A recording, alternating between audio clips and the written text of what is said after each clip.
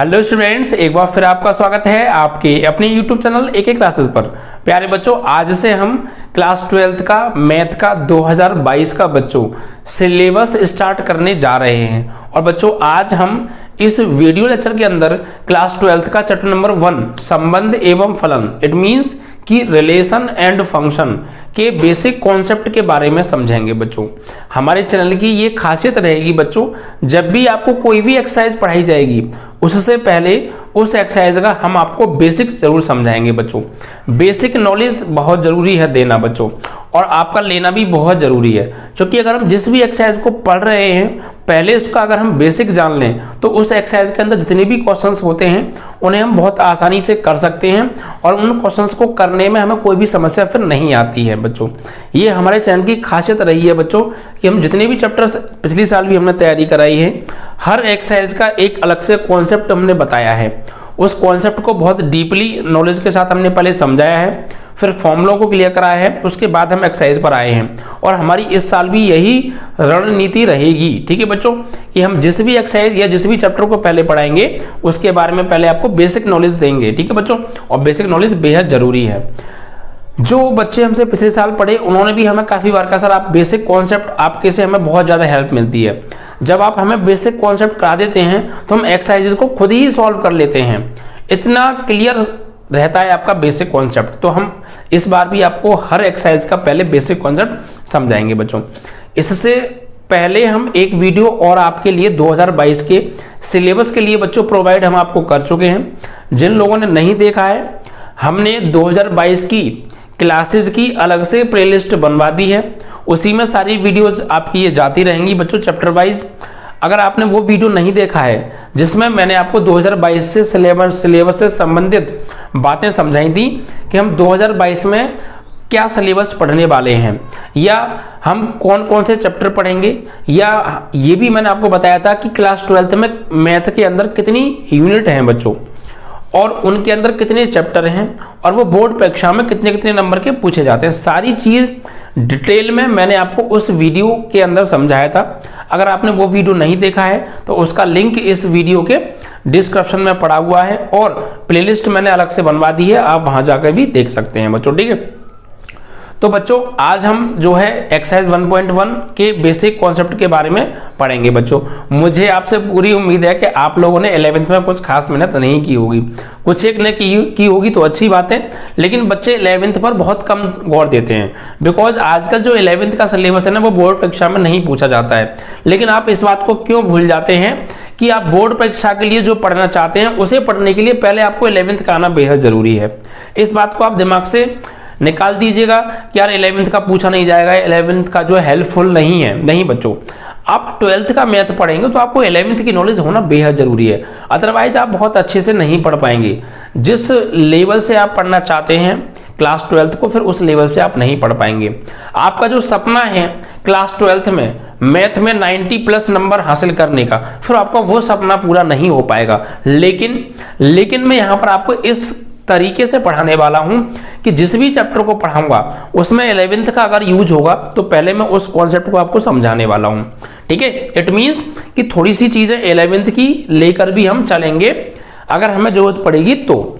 ये हमारा पहला चैप्टर है और इसी चैप्टर में हमें पहले थोड़ा सा 11th के कॉन्सेप्ट की बेहद जरूरत पड़ेगी। जहां आपने चैप्टर नंबर 1 आपने 11th में अगर थोड़ा बहुत पढ़ा हो तो समुच्चय सेट थ्योरी, उसके बारे में हम थोड़ा सा यहाँ पे जानकारी लेंगे, बिकॉज ये चैप्टर भी हल्का फुल्का सेट थ्योरी से ही संबंधित है। उसका कॉन्सेप्ट थोड़ा सा आपको पता होना बेहद जरूरी है। तो मैं थोड़ा सा आपको हल्का सा 11th का कॉन्सेप्ट समझाऊंगा, और 11th का कॉन्सेप्ट समझते समझते ही हम 12th में एंट्री कर जाएंगे, ठीक है। तो कॉन्सेप्ट को बहुत अच्छे से समझिएगा, और हमारा वीडियो आपको अच्छा लगे तो ज़्यादा से ज़्यादा बच्चों शेयर कीजिएगा और लाइक कीजिएगा।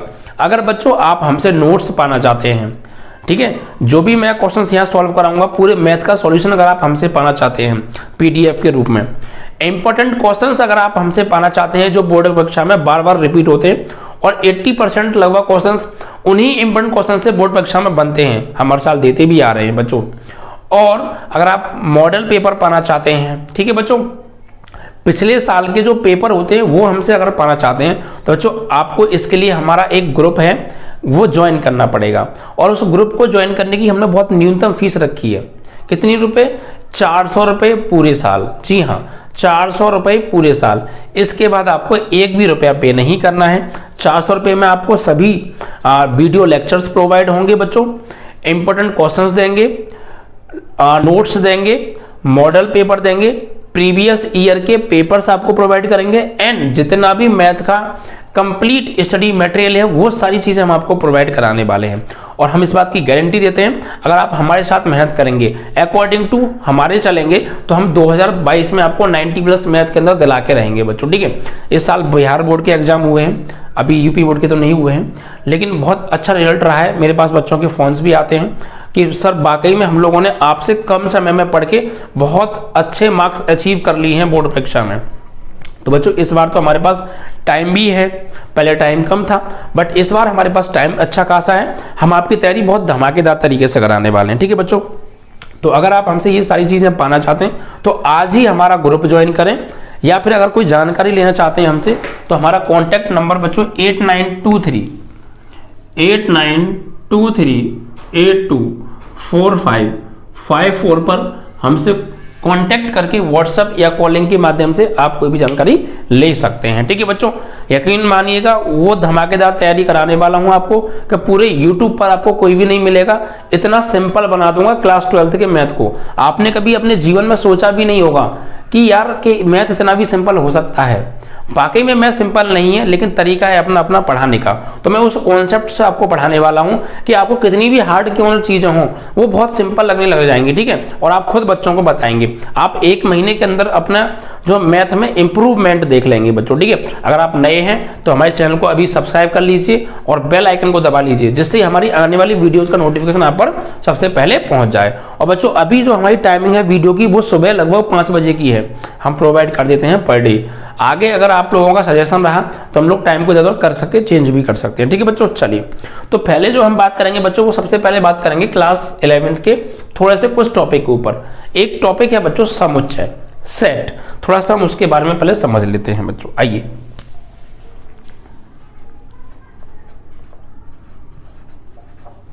समुच्चय, सारी चीजें बिल्कुल बहुत क्लियर तरीके से समझाई जाएंगी बच्चों। समुच्चय, ठीक है, जिसे हम सेट के नाम से बच्चों जानते हैं। अब ये समुच्चय होता क्या है बच्चों, तो आपने क्लास 11th में पढ़ा होगा बच्चों समुच्चय क्या होता है। देखिए, किन्हीं संख्याओं का सुपरिभाषित समूह, किन्हीं संख्याओं का सुपरिभाषित समूह ही समुच्चय कहलाता है। मैं जितनी भी डेफिनेशन कराऊंगा, जो भी मैं आपको समझाऊंगा वो मैं अपनी लैंग्वेज में आपको समझाऊंगा, जिससे कि आपको समझने में आसानी रहे। आपको किताबी लैंग्वेज बिल्कुल भी नहीं मिलेगी बच्चों। ठीक है, तो देखिए बच्चों, मैं यहाँ पर इसकी डेफिनेशन भी लिखूंगा बिल्कुल।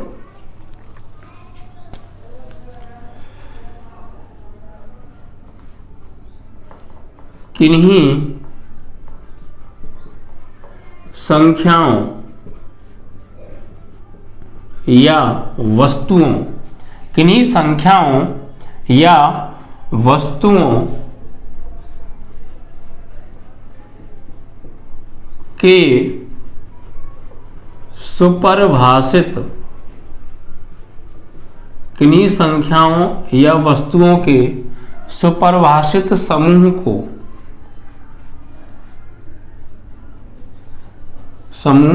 को समुच्चय कहते हैं।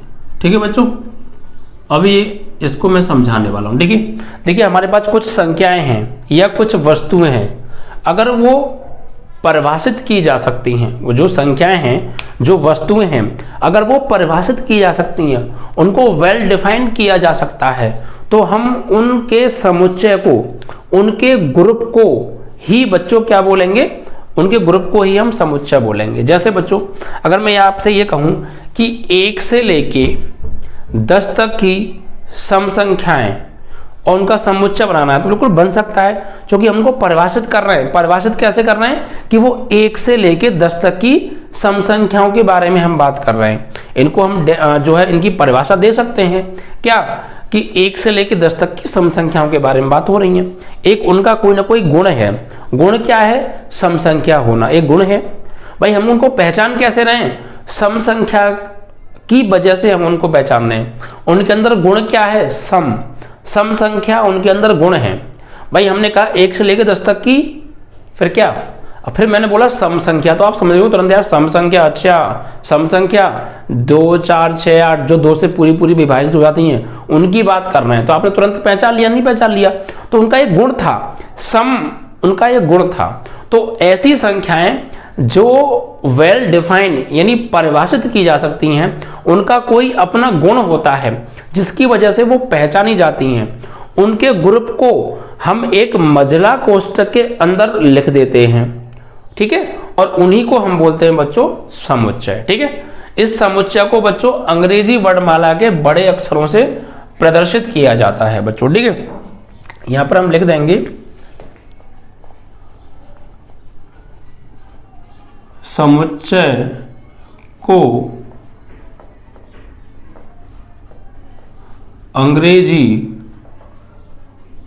बड़े अक्षरों से प्रदर्शित किया जाता है, ठीक है।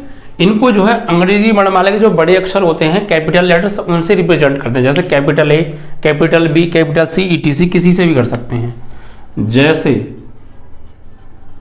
ए बी सी डी आदि, ठीक है बच्चों। इनसे हम इसको जो है प्रदर्शित करते हैं, ठीक है। अब देखिए बच्चों, जैसे मैं यहाँ पे एक उदाहरण देता हूं आपको समुच्चय का, जैसे यहां पर मैंने लिखा बच्चों जो है 1 से 10 तक की 2 से विभाजित होने वाली, 2 से पूर्ण विभाजित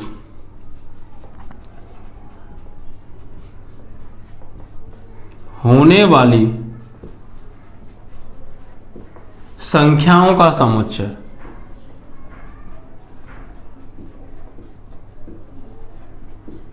ठीक है, संख्याओं का समुच्चय, ठीक है। तो देखिए थोड़ा सा 11th का कॉन्सेप्ट हम पढ़ रहे हैं, हम एक समुच्चय बनाना चाहते हैं। किसका समुच्चय बनाना चाहते हैं कि 1 से लेकर 10 तक की 2 से पूर्ण विभाजित होने वाली, यानी 2 से पूरी पूरी जो कट रही हो, जिनमें 2 से पूरा पूरा भाग जा रहा हो, उन संख्याओं के समुच्चय का, उन संख्याओं का हम एक समुच्चय बनाना चाहते हैं। तो उसको कैसे लिखेंगे बच्चों? देखिए कैपिटल लेटर से समुच्चय को प्रदर्शित करते हैं, ठीक है, एक बात। दूसरी बात, जब हम किन्हीं संख्याओं को जब समुच्चय बनाएंगे तो उनको मजला कोष्ठक के अंदर हम लिखेंगे बच्चों। किसके अंदर? मजला कोष्ठक के अंदर।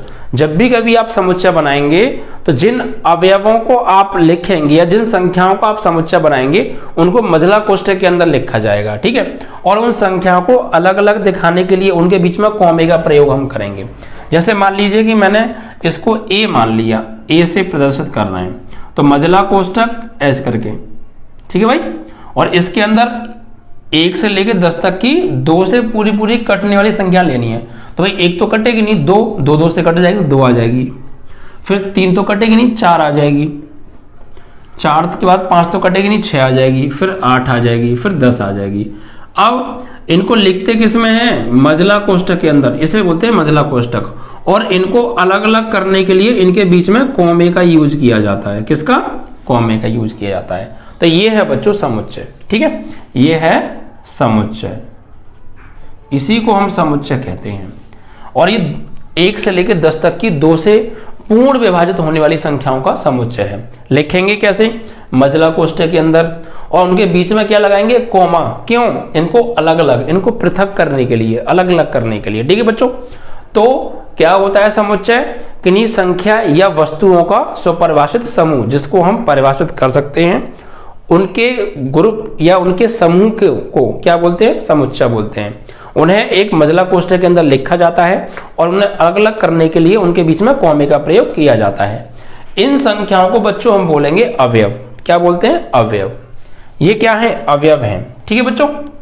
चलिए, तो ये तो हो गई बात समुच्चय की। अब समुच्चय को बच्चों हम दो तरीके से लिखते हैं। हमने दो तरीके से लिखना पढ़ा था बच्चों। क्या? एक तो हमने पढ़ा था बच्चों कि सारणी विधि, किसी समुच्चय को दो तरीके से लिख सकते हैं, एक तो सारणी विधि द्वारा, ठीक है, और एक बच्चों मैंने पढ़ाया था समुच्चय निर्माण विधि द्वारा।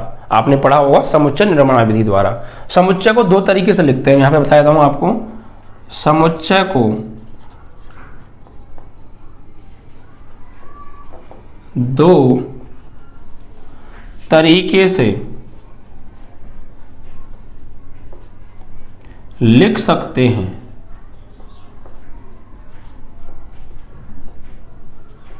नंबर एक,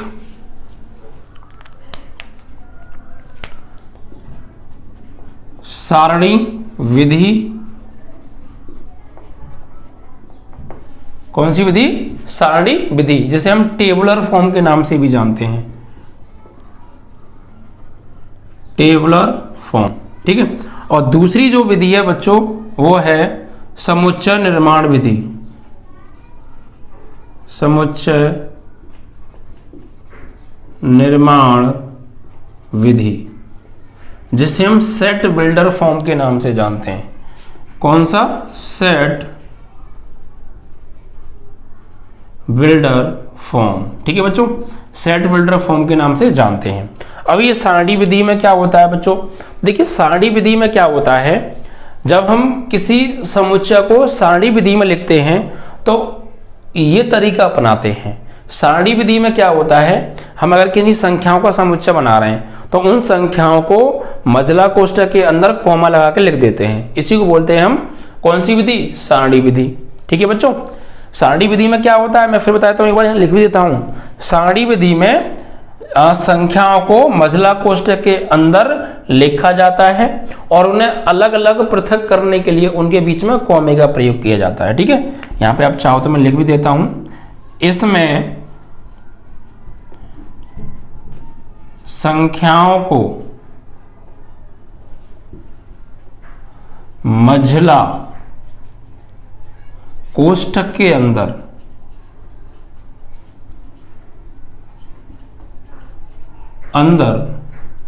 लिखा जाता है, ठीक है, और इन्हें अलग अलग करने के लिए इनके बीच में कॉमे का प्रयोग किया जाता है। समुच्चय निर्माण विधि, और इसका एग्जाम्पल आप लेना चाहते हो तो एग्जाम्पल ये हो गया। ये देखिए, यही बच्चों आपकी सारणी विधि है। इसमें हमने संख्याओं को मझला कोष्ठक के अंदर लिखा है और बीच में क्या लगा दिया है? कॉमा लगा दिया है। तो आप चाहे तो एग्जाम्पल के तौर पे इसी को नोट कर लेना, ये इसका एग्जाम्पल है। और ये जो दूसरी विधि है आपकी समुच्चय निर्माण विधि, सेट बिल्डर फॉर्म, इसमें क्या होता है बच्चों? इसमें संख्याओं को नहीं लिखा जाता है, इसमें संख्याओं के गुण को, जिसकी वजह से उन संख्याओं को हम पहचान रहे हैं, उस गुण को लिखा जाता है, ठीक है बच्चों, उस गुण को लिखा जाता है। भाई हम दो तरीके से किसी चीज को पहचान सकते हैं। कैसे? एक तो उसकी शक्ल देख के पहचान सकते हैं कि भाई अरे ये तो वो है, या फिर उसकी कोई खास बात हो, या उसके अंदर कोई खास आदत हो, या उसका कोई खुद खास गुण हो, उसको सुन के पहचान सकते हैं। अरे ये चीज, ये आदत तो उसकी है, पहचान लेते नहीं? पहचान लेते हम लोग, अरे ये बात तो वो कहता है बार बार, तो क्यों? वो उसका गुण है, वो चीज की उसकी खासियत है, उसको वो बार बार बोलता होगा, तभी तुमने उसकी बात को पहचान लिया। वो हमारे सामने नहीं है फिर भी हमने उसको पहचान लिया। कैसे पहचाना? उसके गुण से, उसके कर्म से हमने उसको पहचाना। और एक ये उसकी शक्ल देख के पहचान लो। तो ऐसे ही यहां पर हम क्या कर रहे हैं, यहां पर हम उन संख्याओं को देख के पहचान रहे हैं कि ये संख्या ये वो है। और एक इनका गुण क्या है? इनका गुण ये है कि ये 2 से लेकर 10 तक की क्या है? सम संख्याएं हैं। सम संख्या इनका गुण है। तो इसको हम कैसे लिखते हैं? इसको हम लिखते हैं इस तरीके से कि समुच्चय A बराबर x such that x implies that x belongs to 2 से 10 तक की सम संख्याएं या 2 से विभाजित होने वाली संख्याएं भी हम कह सकते हैं, ठीक है, इस तरीके से।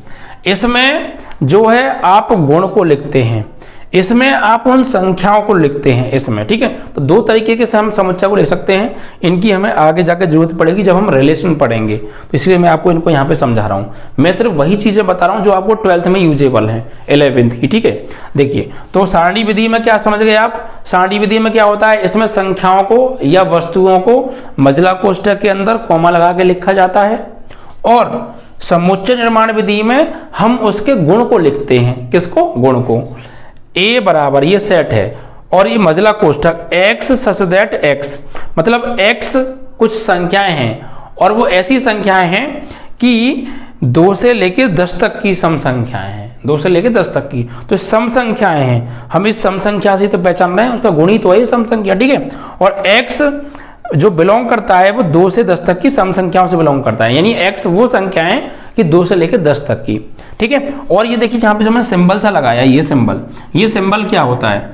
ये सिंबल बच्चों, ये सिंबल जैसे हमने लिखा है ना यहाँ पे, अभी मैं आपको ये सारी चीजें बता के चलूंगा अभी से। x बराबर, जैसे हमने लिखा x, इसको मैं बोलता हूं सच दैट। क्या बोलते हैं? सच दैट, सच दैट, ठीक है। इस सिंबल का मतलब होता है यहां पर सच दैट, इसका हिंदी में मीन्स होता है ऐसा है कि, ऐसा है कि। इसका नाम जो हिंदी में इसे बोलते हैं हम कोलन। क्या बोलते हैं? कोलन इसका हिंदी में नाम है, इंग्लिश में बोलते हैं इसे सच दैट। इस सच दैट का हिंदी में मतलब होता है ऐसा है कि, ठीक है। यानी x सच दैट x, यानी x ऐसा है कि x जो 2 से लेकर 10 तक की सम संख्याओं को बिलोंग करता है।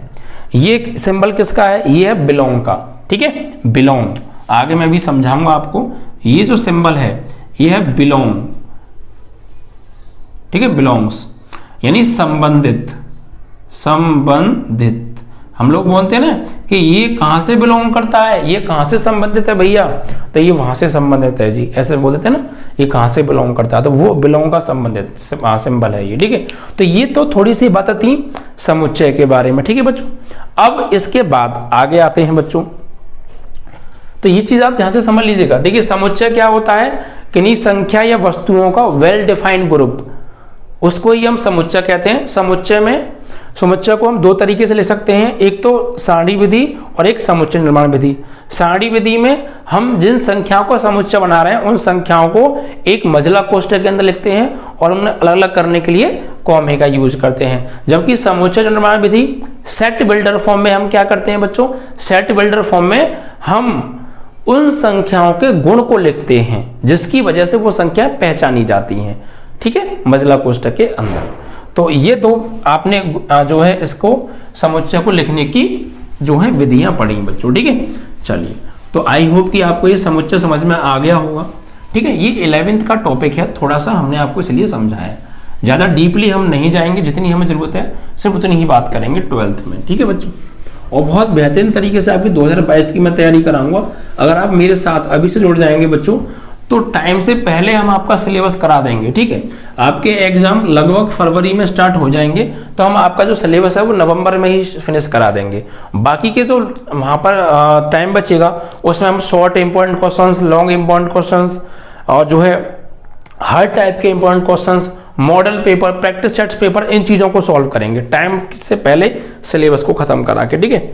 चलिए, अब इसके बाद क्या आता है भैया? इसके बाद आता है बच्चों एक समुच्चय और उप समुच्चय। आपने क्लास 11th में पढ़ा होगा उप समुच्चय, जिसे हम सबसेट के नाम से जानते हैं बच्चों, ठीक है। ये उप समुच्चय क्या होता है? उप समुच्चय, उप समुच्चय, सब सेट, ठीक है। अभी उप समुच्चय क्या होता है इसे आप ध्यान से समझिए। जैसे मान लीजिए बच्चों मेरे पास कोई 2 समुच्चय है अरिक्त, कोई 2 अरिक्त समुच्चय है, ठीक है बच्चों। और मान लीजिए एक समुच्चय ए है और एक समुच्चय बी है। अगर सेट ए के, समुच्चय ए के सभी अवयव समुच्चय बी में पाए जा रहे हैं तो समुच्चय ए को समुच्चय बी का उप समुच्चय कहेंगे। समझ में आ रहा? देखिए यहां पर लिखेंगे माना 2 अरिक्त, अरिक्त मतलब अरिक्त मतलब जिनके जो खाली ना हो, उनके अंदर कुछ ना कुछ होना चाहिए, रिक्त नहीं होने चाहिए, अरिक्त हो, खाली ना हो। ठीक है, तो माना दो अरिक्त समुच्चय, अरिक्त समुच्चय ए व बी है तथा ए समुच्चय का प्रत्येक अवयव समुच्चय ए समुच्चय का प्रत्येक अवयव समुच्चय बी में उपस्थित हो, बी में उपस्थित हो, उपस्थित हो तो, ठीक है, यानी माना दो अरिक्त समुच्चय ए व बी हैं तथा ए समुच्चय का प्रत्येक अवयव समुच्चय बी में उपस्थित हो तो समुच्चय ए को बी का उपसमुच्चय कहेंगे। ठीक है, तो समुच्चय ए को समुच्चय बी का, समुच्चय बी का उप समुच्चय कहते हैं। ठीक है, बात समझ में आई नहीं आई भाई? हमारे पास दो समुच्चय हैं, एक ए है और एक बी है, उनके अंदर कुछ ना कुछ अवयव है, और अगर ए के सभी अवयव बी में पाए जा रहे हैं तो ए को बोलेंगे बी का उपसमुच्चय। ठीक है, जिसके सब पाए जा रहे हैं उसी को उपसमुच्चय बोलते हैं। किसका? जिसमें पाए जा रहे हैं उसका। ठीक है, जैसे एक उदाहरण देके मैं आपको समझाता हूं, उदाहरण से बहुत अच्छा क्लियर हो जाएगा।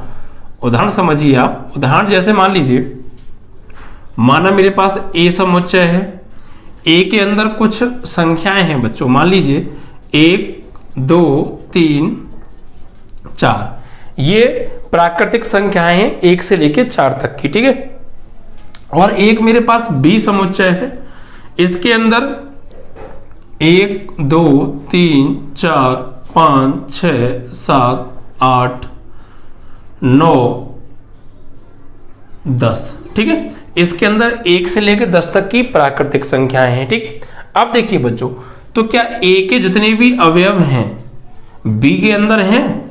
देखिए आप गौर से भाई, ए के अंदर 1 2 3 4 आ रहे हैं, तो 1 2 3 4 तो इसके भी अंदर है। इट मीन्स कि हम ये कह सकते हैं कि सेट ए के सभी अवयव, भाई सेट ए के अवयव कौन कौन से हैं? 1 2 3 4, ये सेट ए के अवयव हैं।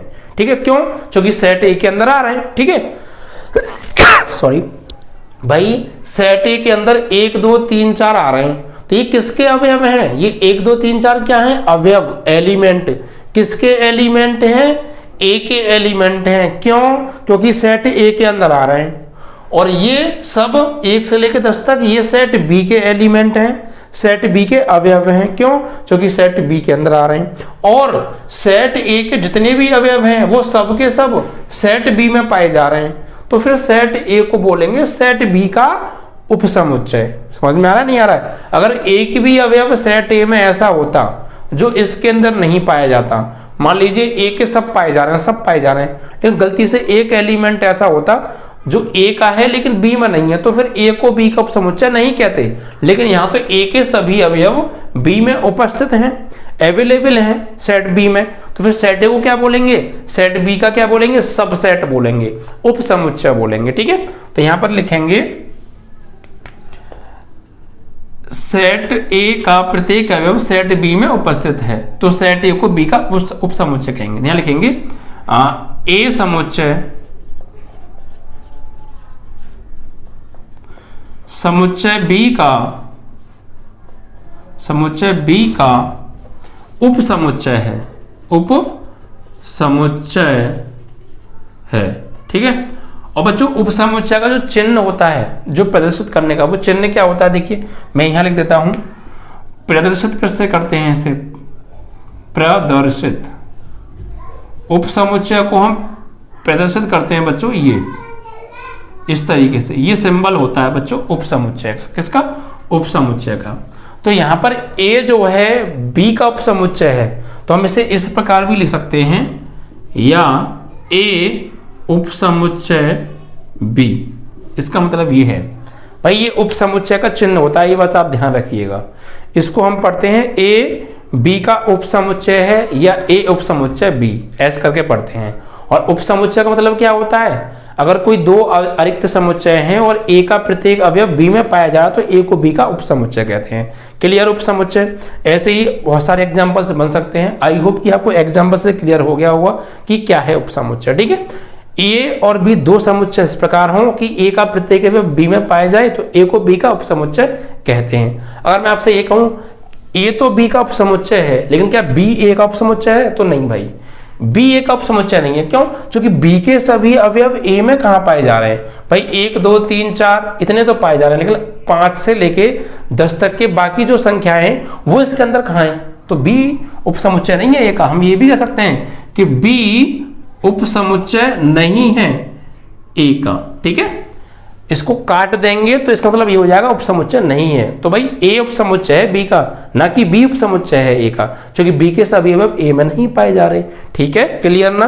तो उप समुच्चय आपको क्लियर हो गया। ठीक है, चलिए, तो ये सारी चीजें आप ना अभी से बच्चों नोट करते जाइएगा, एक कॉपी बना लीजिएगा, उसमें नोट करते जाइए। हर चीजों को मैं बहुत अच्छे से आपको कराने वाला हूँ। आप लोग यकीन नहीं कर पाओगे उतना अच्छा मैं आपको पढ़ाने वाला हूँ। बहुत बेहतरीन तरीके से आपकी तैयारी कराऊंगा बच्चों 2022 के लिए। बस आप जुड़े रहिए। ठीक है, वीडियो को यहाँ शेयर कर दीजिए, लाइक कर दीजिएगा अगर आपको अच्छा समझ में आ रहा है तो। ठीक है बच्चों, चलिए अब इसके बाद एक अगला टॉपिक आता है बच्चों। ये क्या है? ये होता है बच्चों कार्तीय गुणनफल, कार्टेशियन प्रोडक्ट। अब ये कार्तीय गुणनफल क्या होता है, आइए इसकी बात कर लेते हैं। हेडिंग डालते हैं पहले, कार्तीय गुणनफल।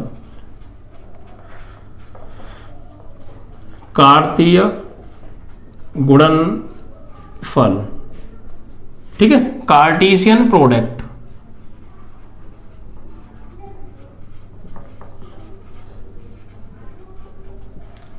अभी कार्टेशियन प्रोडक्ट क्या होता है इसको आप ध्यान से समझिए बच्चों। देखिए कार्टेशियन प्रोडक्ट क्या होता है, मान लीजिए हमारे पास दो अरिक्त समुच्चय हैं ए और बी, ठीक है, और उनके कार्तीय गुणनफल को हम ए क्रॉस बी से लिखते हैं और उसको परिभाषित कैसे करेंगे वो सारी चीज आइए समझते हैं।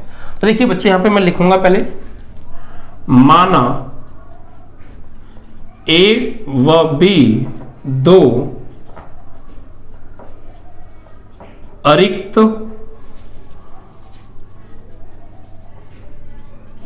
समुच्चय, माना ए व बी दो अरिक्त समुच्चय हैं तथा इनके कार्तीय गुणनफल को, तथा इनके कार्तीय गुणनफल को ए क्रॉस बी, क्या ए क्रॉस बी, माना ए और बी दो क्या हैं बच्चों, सॉरी अरिक्त समुच्चय हैं और इनके कार्तीय गुणनफल को ए क्रॉस बी से लिखेंगे। किससे? ए क्रॉस बी से लिखेंगे तथा इसे परिभाषित करेंगे। इसे परिभाषित किससे करेंगे? इसे परिभाषित करेंगे कैसे कि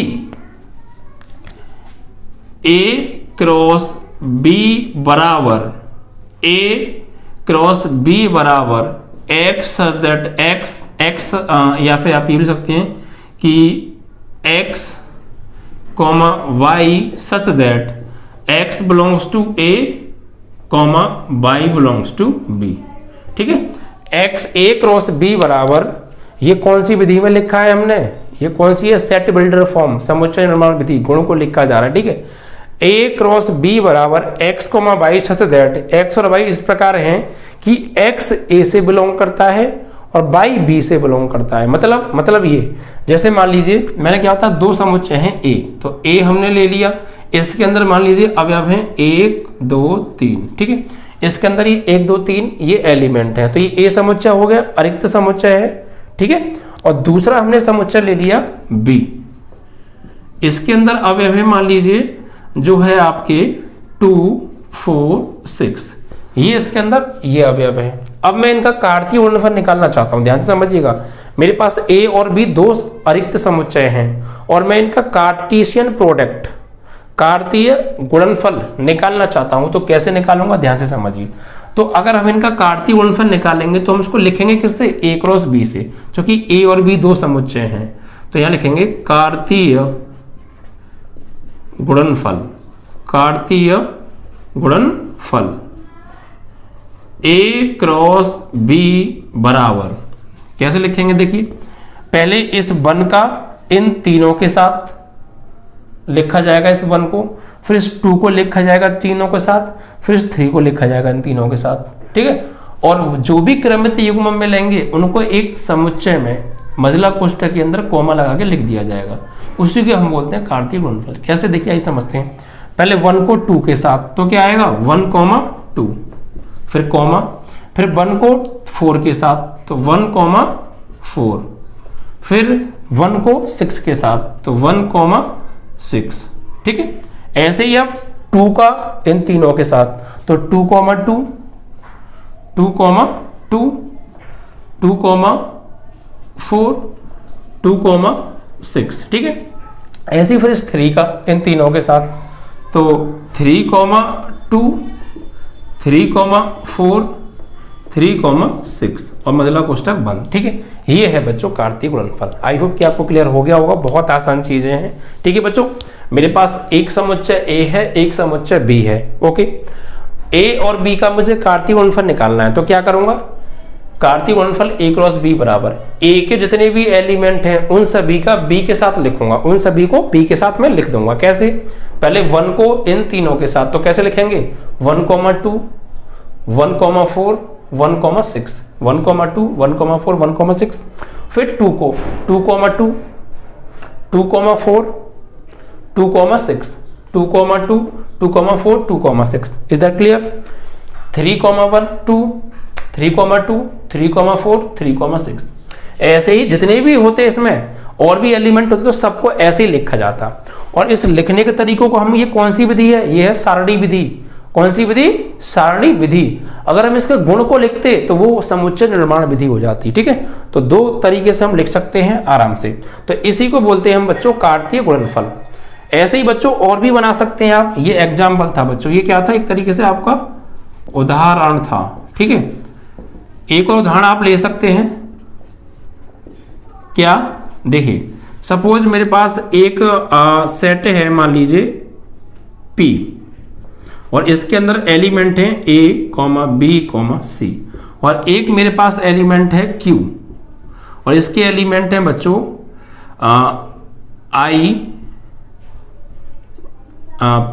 I तो क्या कहें, हम इन्हें लिख सकते हैं A, E, I, O, U, ये है बच्चों, ठीक है।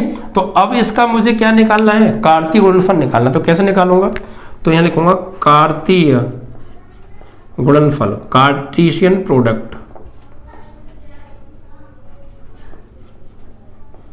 तो क्या P और Q को निकालना है, तो P क्रॉस Q बराबर, ध्यान से समझिएगा, पहले A का इन तीनों के साथ, तो A, A, फिर A, E, फिर A, I, फिर A, O, फिर A, U, क्लियर। फिर B का B, A, B, E, B, I, फिर B, O और B, U। उसके बाद C का, तो C, A, C, E, C, I, C, C, O, C, U, इस तरीके से। तो ये है बच्चों कार्तीय गुणनफल, ठीक है। तो इस तरीके से हम दो या दो से अधिक समुच्चयों का कार्तीय गुणनफल निकालते हैं, ठीक है बच्चों। आराम से आपको समझ में आ गया होगा कि क्या होता है कार्तीय गुणनफल।